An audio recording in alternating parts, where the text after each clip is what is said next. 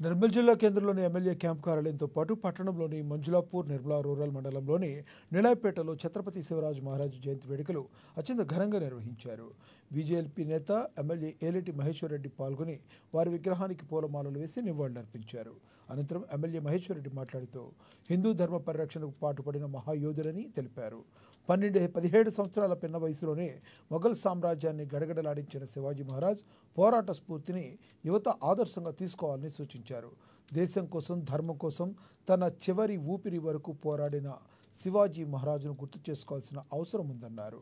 వారి అనంతరం వచ్చిన వారి కుమారుడు శ్రీ సంభాజీ మహారాజ్ పోరాట పటిమ కూడా గొప్పదని గుర్తు చేసుకున్నారు.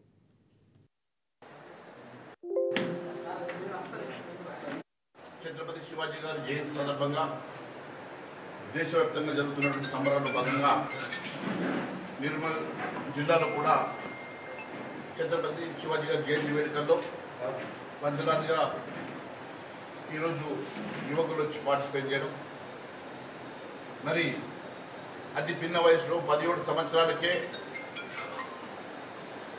యుద్ధం చేసి రాజ్యాన్ని సాధించుకున్నటువంటి ఛత్రపతి శివాజీ గారు మొఘల్ సామ్రాజ్యాన్ని గడగడలాడించి హిందూ సమాజ స్థాపన కోసం వారు చేసినటువంటి అనేకమైనటువంటి యుద్ధాలు, వీర పోరాటాలు మరి చరిత్రలో ఎప్పటికీ నిలిచిపోతాయి.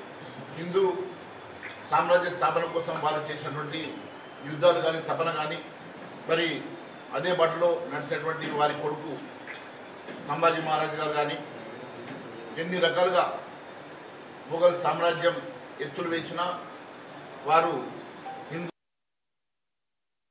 భవన నిర్మాణ కార్మికుల సమస్యల పరిష్కారం కోసం